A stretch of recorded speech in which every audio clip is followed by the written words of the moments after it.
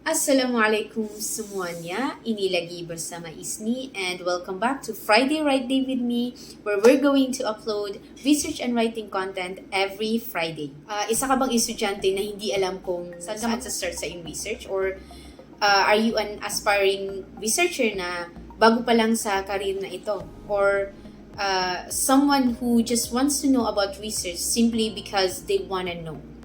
Don't worry, this channel is for you. So, kung hindi mo pa napanood yung first 2 episodes ng ating Friday WriteDay with me, please do so. Kasi we talked about the deeper meaning of research. We also shared about what are the reasons bakit or purpose kung bakit kailangan natin mag-research. So, it's really good, guys. You definitely have to watch it. For this 3rd chapter, I'm really excited to share with you guys na we're going to talk about thesis. Okay, so alam ko most of you are really confused kung ano ba yung gagawin sa thesis. So don't worry guys, I'm here for you. So, in this video also, we're gonna talk about bakit kailangan natin ng premise, bakit kailangan natin ng theory, or ng position or stand in doing thesis paper. Yan yung tinatawag natin na thesis statement, okay? And then we're also gonna answer kung bakit kailangan natin na magkaroon ng constant argument and proof. Also, in this video, we're gonna talk about the 5 common chapters of a thesis paper. So, ano pang hinihintay natin? Let's go and let's dive into the discussion. So, as a preliminary, we're gonna divide this discussion into 2 parts. So, the first part is sasagutin natin yung tanong na what is thesis. So, last week na-define na natin yung thesis, but in this time, we're gonna be delving deeper into the meaning of thesis. So, aside from that, I also want to share what is the stand of proposition or position or yung sinasabi natin na theory sa thesis. And then we're also gonna talk about why is it important na you have to have an argument or proof. Okay? So for the second part is we're gonna evaluate the 5 common chapters of a thesis. So thesis, as we have defined last week, it is a statement or theory that is put forward as a premise to be maintained or proved. Okay? So another definition is from Merriam-Webster dictionary that says it is a position or proposition that a person advances and offers to maintain by argument. So, bakit palagi nating naririnig yung word na proposition? Ano ba yung meaning ng proposition? Bakit kailangan pa ng proposition sa thesis? Okay? So, proposition means a statement or assertion that expresses a judgment or opinion, according to Oxford Language. What do we really learn from this definition? I have 4 points that I wanna share with you.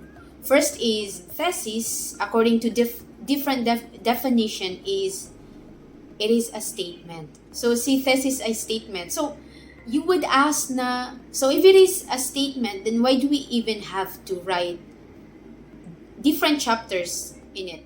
So, don't worry because we're gonna discuss that on the second part. Yun nga, according to Oxford and Merriam-Webster dictionary, it is a statement of a proposal or position, stand, or theory ng author. Okay? Na kailangan i-maintain through proof and arguments. The second point is thesis is either proposition, as we have said, it is also position or premise. The point is that they need argument or proof. Okay? They need argument or proof. And then the fourth one is that proposition actually is the thesis itself, but longer. Okay? It is longer in such a way na it is structured. So ano ba yung structure niya? That's what we are going to discuss on the second chapter. So, here's a follow-up question. We heard na it is a statement. So, we have to define what is thesis statement. Okay? Thesis statement is a declaration of one or two sentences that gives the topic and the purpose of an essay or speech. So, thesis statement naman pala ay isa or dalawang sentence. So, bakit ang haba-haba pa ng thesis? Diba? So, ang sagot dyan ay yes. Statement or thesis statement is a central premise ng ating research paper, ng ating thesis paper. Pero hindi basta-basta statement lang siya, one sentence or two sentence is that yun lang yung isusulat mo. Kaya nga, you have to have an argument. So, let's go back to the 4 points. Yung first point is that it is a statement. Okay? The second is, it is a proposition or position or premise. The third is that it needs argument. So, kailangan itong tatlo ay napapaloob sa thesis. So, kailangan may premise ka, kailangan may argument ka or proof, and kailangan it is a statement. Okay? So, the last question that we had, bakit kailangan pang sobrang haba ng paper? That's the 4 point that I have stated a while ago. That thesis is a proposition but longer. Okay? Longer siya in such a way, as I have said, na it is structured. So, let's jump to the second part. We have 5 common chapter of a thesis paper. So, ito yung sagot kung bakit yung thesis is not only a sentence or two. Hindi lang siya statement. It's not only a statement. Even though it is the central argument of our paper. Let's give the 5 common chapter of a thesis paper. Chapter 1 is introduction. Chapter 2 is review of related literature. Third is methodology. Fourth is presentation and data analysis. And chapter 5 is the conclusion. We're just gonna run through with these chapters, okay? Kasi for the next episode ng ating Friday WriteDay with me, iisa-isahin natin itong chapters na ito. For example, sa introduction, ano ba yung susulat siya? Si review of related literature. For the next episode na naman, ano yung susulat siya? So, ano ba yung meaning ng introduction? So, introduction means, according to Cambridge Dictionary, it means the first part of something. Okay? According naman sa Oxford Language, it is an explanatory section at the beginning of a book. So, as I have told you, thesis is not only a statement. Thesis requires an introduction. So, ano ba yung laman ng introduction? As what the definition says, it is the first part of something. Okay? It is the preliminary, the introduction. Una. Second definition is from Oxford na nagsasabi na it is the explanation section at the beginning of a book. So, paano natin siya ma-explain? May binigay pa din na section or chapters within introduction that we have to follow. But these 5 are the most common that I know. First is yung background ng study. Okay? So, dyan, i-define mo yung meaning ng topic mo. Ibibigay mo din dyan yung 1 or 2 references or citation ng dating na current study about your thesis, about your research topic. Second is the statement of the problem. That's the second part. Diyan mo ilalagay kung ano ba yung gap of the literature, or yung sinasabi natin, ano yung problem or gap na hindi pa nasusolusyonan. So, this is actually one of the fun way to identify kung ano pa yung problema within that topic. So, the third part of introduction is significance. Why do we even do this research? Ano ba yung significance ng topic na ito? Bakit siya i-research? Okay? So, dyan ilalagay. The fourth one is the scope and delimitation. So, dito, kailangan kasi sa thesis, kailangan mong ma-define or ma-identify kung saan yung scope ng iyong thesis, na yung topic ng iyong research. Kailangan mo ding i-limit yung scope niya, okay? Kung saan siya magsa-start at saan yung boundary niya. So, the last one is definition of terms. So, itong definition of terms actually is more of a dictionary type of defining the topic na hindi masyadong known. Okay? So, those are the parts of an introduction. For the second chapter of the thesis is a review of related literature. So, actually, dito palaging na-confuse yung mga researcher. Okay? So, ang meaning ng review of related literature is it is a comprehensive summary of previous research on a topic. Okay. So, just by defining it, napaka-simple lang. Pero, though the format of writing is hard, but review of related literature actually are the previous research, the past research that have been conducted in relation to your topic. Okay? So, dito, madalas, kailangan madami kang mabasa na references or previous research in accordance to your topic.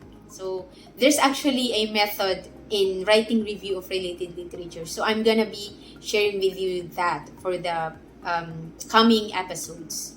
Okay, so for the third chapter of thesis, we have methodology. So, according to dissertation help, the main purpose of the methodology is to be able to come up with an original and significant outcome that will contribute towards the field of your research. So actually, kaya kailangan nating i-specify yung method na gagawin natin is because dyan makikita kung tama ba na ang ginawa nating thesis research setting is sa ganitong place.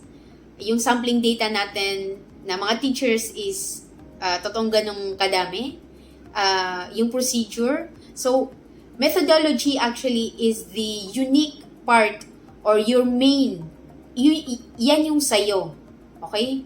Kasi you have to identify kung anong respondents mo, kung ilan, kung ano yung method ng data analysis, kung ano yung method ng data gathering, kung ano yung data sources mo. Methodology can able to help you to identify or come up with an original version of a thesis. Methodology is the part where your thesis is actually an original one. There are parts of a methodology actually. We have research design. We have data source. And yung data source mo is anong source ng data na gusto mong na kailangan ng iyong research. The third is the sampling procedure. So anong klase ng sampling procedure ba yung needed sa iyong research? The fourth one is data gathering procedure. So paano ka nag-come up with paano mo na gather lahat ng data mo? Ano yung mga procedures niya? Then statistical treatment or analysis of data. Ano yung ginamit mo na statistical tools? Okay. So for the fourth chapter of thesis paper is the presentation and data analysis. So according to writersking.com, presentation and data analysis is the culmination of your study and represents your best thinking and how you answered the research question you formulated in chapter 1. So, di ba, nasabi natin sa introduction na there's a statement of the problem section wherein you have to put the certain problems that you want to answer on the 4th chapter. So, dito po sa presentation and data analysis, dito masasagot yung katanungan mo sa statement of the problem. So, it's the peak of your study. It also represents how you think, how you analyze the answers to your problem based on the data that have been gathered. Okay, so for the conclusion, actually conclusion can, nandyan din yung summary and recommendation. Pero, when we say the last chapter of the thesis, the conclusion, it is to refresh the reader's understanding of the findings or results stated in the chapter 4. So, ang conclusion lang naman is you have to refresh the reader's mind in regards to the data that has been gathered. Okay? So, actually, conclusion is one of the most important chapter ng thesis paper. Kasi it actually concludes what you have presented or analyzed in the chapter 4. Okay? So, for those of you na parang nag-download ng research paper and then tinatamad kayong magbasa one by one, word by word, there is also a method about that. So, I will also share that with you kung paano ba magbasa na mabilis, paano basahin yung research paper ng mabilis. So, Alhamdulillah, if you have benefited from this discussion, please subscribe to this channel para continuous ang ating inspiration on creating a content. So next week, I will be focusing on the chapter 1, introduction. So, isa-isahin natin yan, okay? So, paano ba magsulat ng background of the study? So, we will not be focusing or doing all the 5 parts kasi it would take a lot of time. So, every episode na lang is one part of the first chapter, for example. So, next week, we're gonna talk about the background of the study. Paano magsulat. Okay? So, isa-isahin natin yan. Paragraph by paragraph. Ano ba yung isulat sa first paragraph, second, third, fourth. Okay? So, I'm also gonna be showing you guys paano ko isulat yung background of the study ko in my thesis proposal. So, thank you so much for being here with me. If dumating kayo dito sa portion na ito, please click that thumbs up. And then, kung dito kayo nanood sa Facebook page, please react, heart, or anything that you want. Assalamualaikum warahmatullahi wabarakatuh.